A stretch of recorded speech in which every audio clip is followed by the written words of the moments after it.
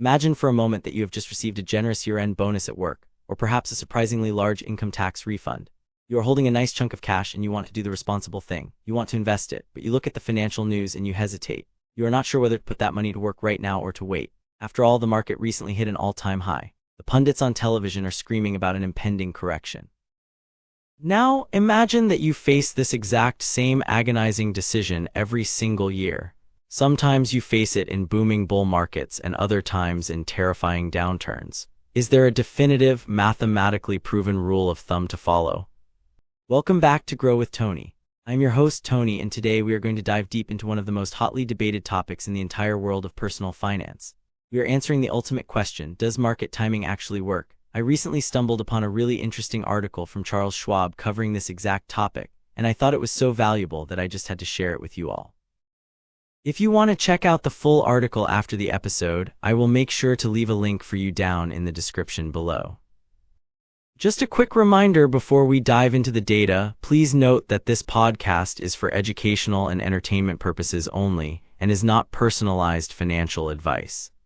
Alright, let us talk about the psychology of the deal. As human beings, we are hardwired to look for bargains.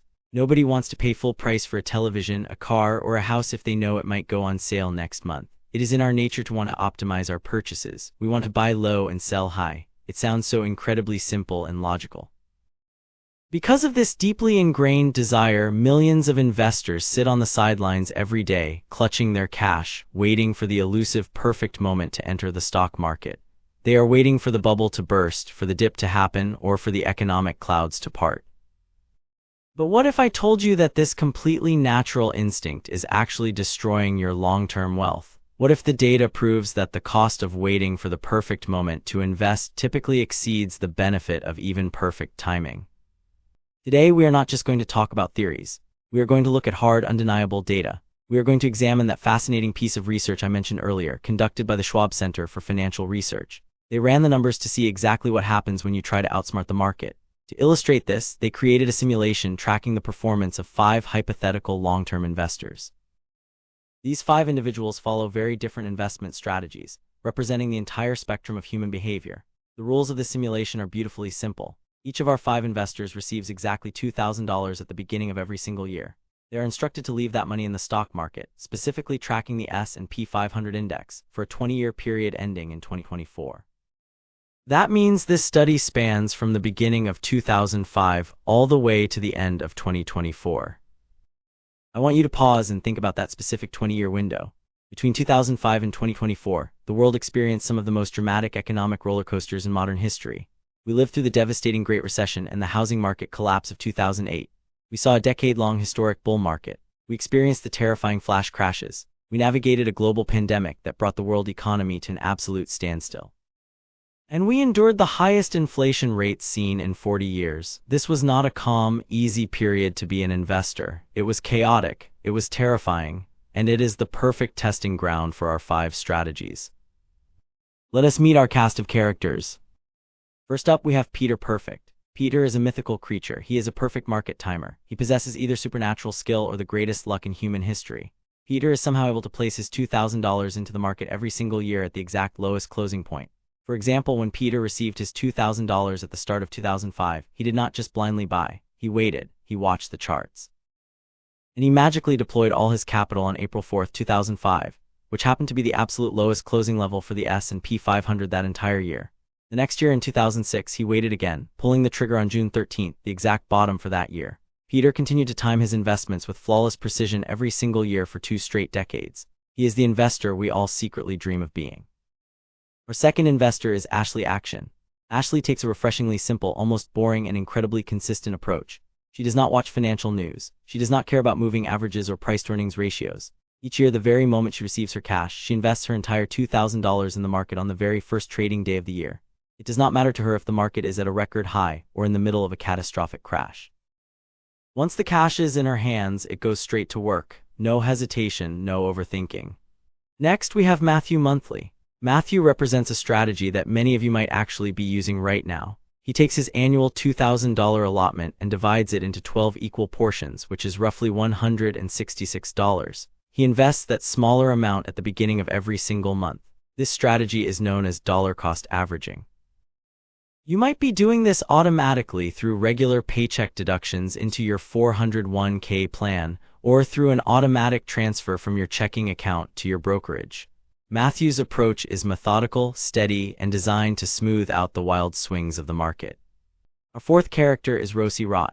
If Peter Perfect has the best luck in the world, Rosie has the absolute worst. Rosie possesses incredibly poor timing. She manages to invest her $2,000 each year at the exact peak of the market, right before things go downhill. For instance, she invested her very first $2,000 on December 14, 2005, which was the highest closing level for the index that year.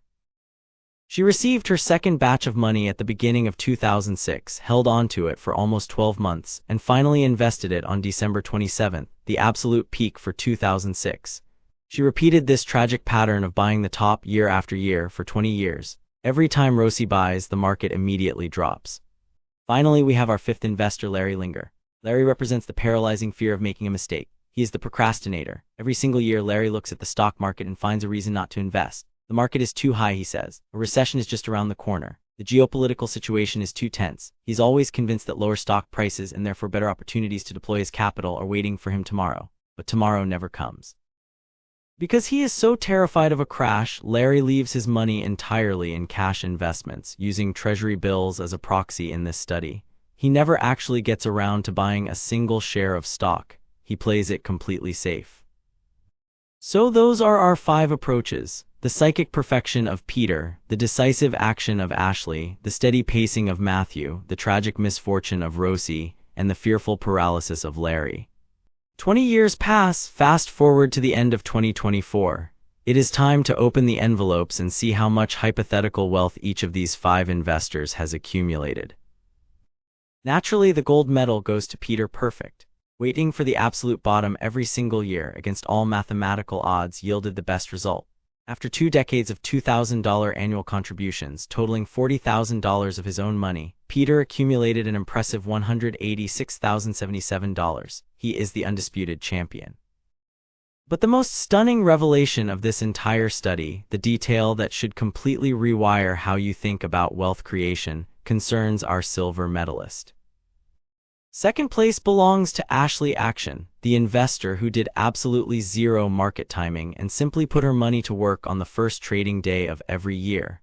Ashley ended the 20-year period with $170,555.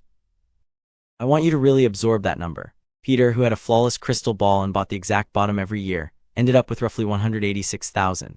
Ashley, who acted completely blind and just bought immediately, ended up with roughly $170,000. The difference between being literally perfect and being completely apathetic was only $15,522 over a 20-year span. Think about the immense amount of mental energy, stress, and anxiety required to try and predict market movements. Think about the hours spent reading charts and listening to analysts. And the reward for being 100% correct, which is impossible anyway, was only an extra $15,000 over 2 decades. That breaks down to roughly $700 extra a year. This relatively minuscule difference is mind-blowing when you realize Ashley made zero effort to time anything. She just participated. Coming in third place is Matthew Monthly, our dollar-cost averaging investor. By splitting his money into 12 monthly installments, Matthew ended up with $166,591. He performed exceptionally well, trailing Ashley by a very small margin. Now you might be wondering, why did the steady monthly approach lose to the immediate lump sum approach? The answer lies in the fundamental nature of the stock market. Historically speaking, in a typical 12-month period, the market has risen 75.6% of the time. Let me say that again. 3 out of every 4 years the market goes up. Because the market has an overwhelming upward bias, Ashley's pattern of getting all her money in right at the start of the year generally yielded lower buying prices than Matthew's monthly discipline. While Matthew was holding cash back to invest in October or November, the market was usually climbing, meaning his later investments were purchasing shares at higher and higher prices. However, his systematic approach still generated massive wealth, securing him a very solid third place. Now we must look at Rosie Rotten. Poor, unlucky Rosie, who bought the absolute peak of the market every single year without fail. You might expect her portfolio to be a disaster zone. You might expect her to be broke, but her results are actually incredibly encouraging. Despite having the worst possible timing imaginable, Rosie finished the 20-year period with $151,343. Yes, her phenomenally bad luck left her about $19,212 short of Ashley's completely untimed strategy. But here's the crucial perspective. Rosie still earned a massive fortune. She nearly quadrupled her $40,000 of principal. Even the worst market timer in the world became highly successful simply because she stayed invested and allowed compounding to work its magic over the long term. Which brings us finally to the tragedy of Larry Linger. Larry, the procrastinator who kept waiting for a safer entry point, fared the worst of all by a staggering margin. By keeping his money safely tucked away in treasury bills and cash equivalents, avoiding all the terrifying volatility of the stock market, Larry ended up with a meager $47,357.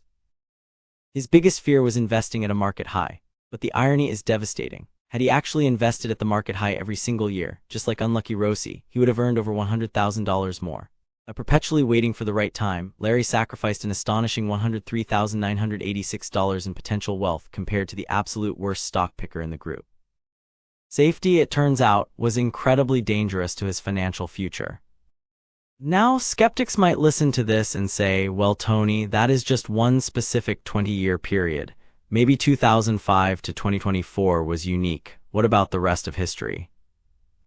The researchers at Schwab anticipated this exact criticism. They did not just look at one time frame. They analyzed the rules across a massive historical dataset. They looked at 80 separate rolling 20-year periods dating all the way back to 1926. That includes the Great Depression, World War II, the stagflation of the 1970s, the dot-com bubble, everything. And the results are breathtakingly consistent. In 70 out of those 80 rolling 20-year periods, the rankings were exactly the same. Peter Perfect was first, Ashley Action was second, Matthew Monthly was third, Rosie Rotten was fourth, and Larry Linger was dead last.